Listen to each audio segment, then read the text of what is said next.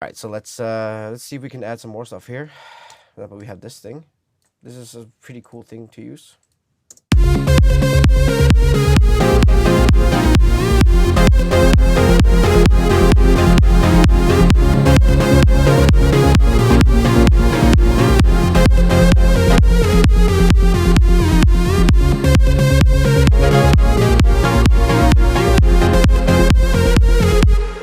Now, I used to like to use like a 16th note thing that went like this, so it goes. So basically, I'm gonna do that. So what I'm doing now is I'm just recording this because let's see if there's a word.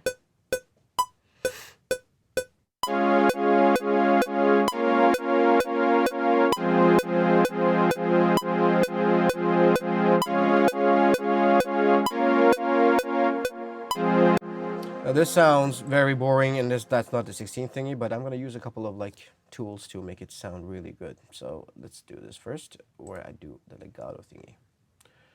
Boom. Now these are all like lining up. I'm just gonna quickly just make sure the velocity is the same on all. There we go. So now what I would like to use here is where I'm gonna go here. I want to make sure that the effect chain is right. So I'm gonna have the reverb on the delay and the delay on the thing I'm using now, which is this little thing. Transgate. That's what it's called. And I love this thing.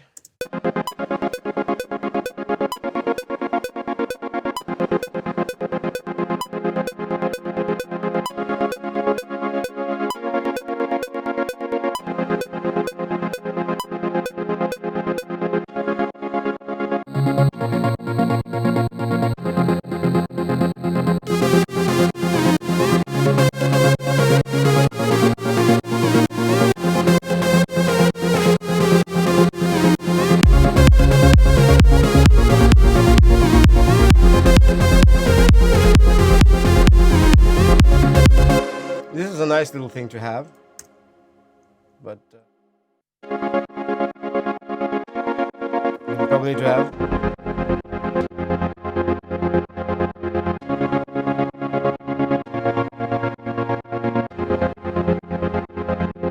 Maybe this.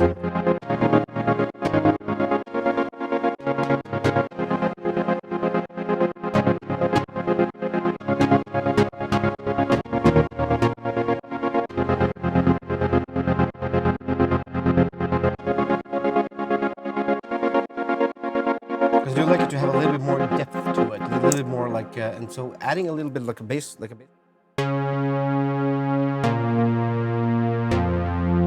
might work really well. So what I'm basically going to do is I'm just going to draw it in. And then we go same here. See, no, that was and the long one at the end here. Makes it stand out immediately, more or less, because it just gives them a little bit more, I don't know, oomph. That's a word, isn't it? Just look into that. You can even add, yeah, like an extra sound here. And then here. This might not be necessary to do, but I'm gonna try it. If it doesn't work, you know what to do. Don't do it. Like that. So I'm gonna do that. No, actually, I haven't used velocity on this.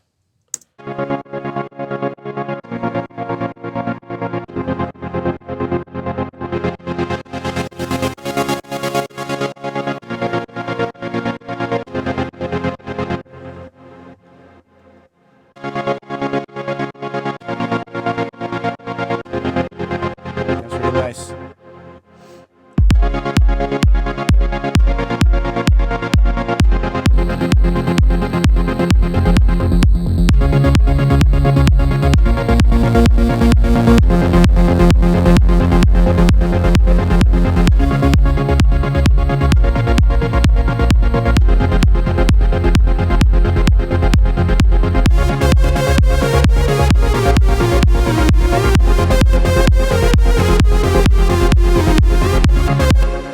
right now you actually have like a very nice little idea of where to bring the track. Now you just need to find the drive and the drums and everything, and maybe you should layer like the lead and make it sound a little bit more sonoutish. So we have this thing.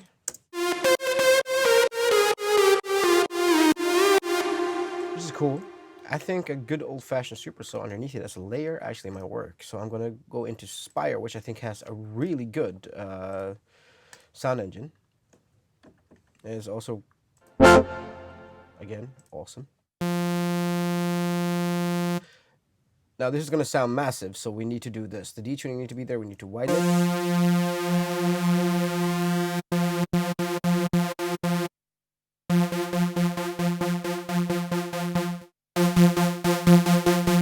What I just did now is basically take one of the oscillators, I added unison and some voices on it, detuned it a bit, and made it wide. That's why it's so good to use Spire, because it's really fast, it's really intuitive, and it just knows what you want. Now, obviously, when you're making a track like this, you need to have a little bit of reverb, and quite frankly, this is a pretty good reverb, so you can.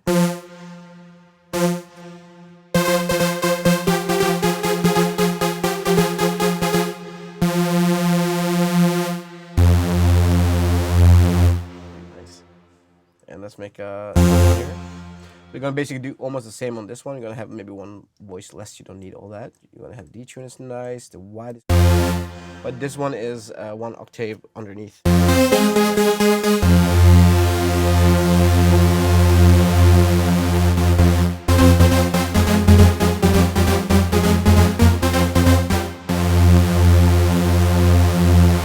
That's pretty cool. You can also do like what the old, like in the old days, you used to fine tune like the oscillators and stuff, but with the kind of unison you have now, it's. Let's see. Yeah, works better with this. Yeah, one of those old time like super saws. And this is no EQing on or whatever. Now everybody's like seen me do the EQing on the actual synth, but now we're gonna use a third-party one to make this sound really good.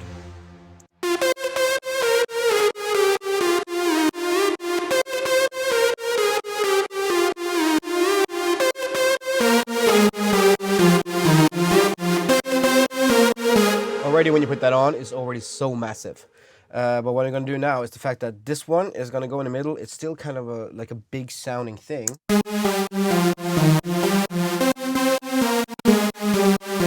And we really don't need a low end on this.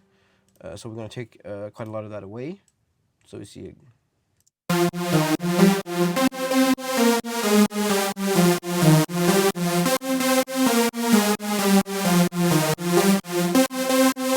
That's nice. Now, I would suggest when you have like a massive lead like this, you put it on the side. You do a stereo thing. That's not stereo, that's talkbox. Oh, there we go. So this thing, now we're just gonna make it really wide. So this is basically the amount of delays. So it gives delays on each side. And that's what giving it the...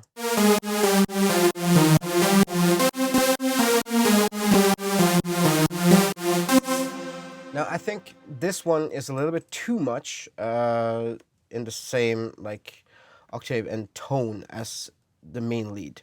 And this is gonna, so I think we're gonna add. I'm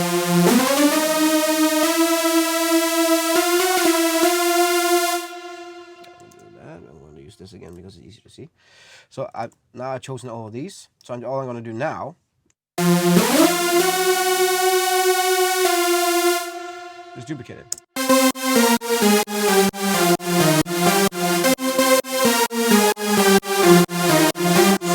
So that's really loud, so we're going to take it down because it's technically only going to be in the background as a layer. Now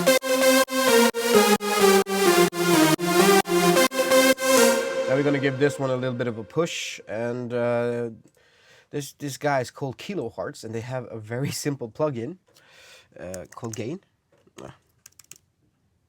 Important thing is also to actually write it right. There you go. So let's add 2 decibels or something to this. Maybe even more. But we'll see what happens.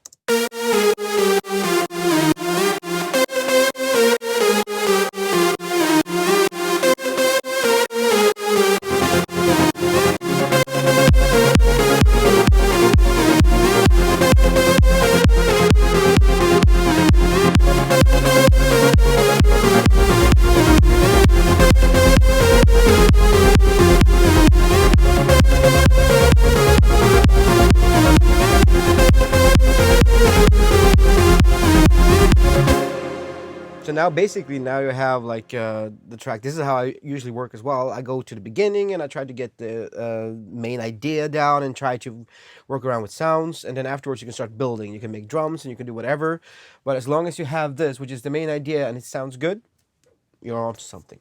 And I think my philosophy has always been, if it sounds good with the bass, the lead, and the kick, you're onto something.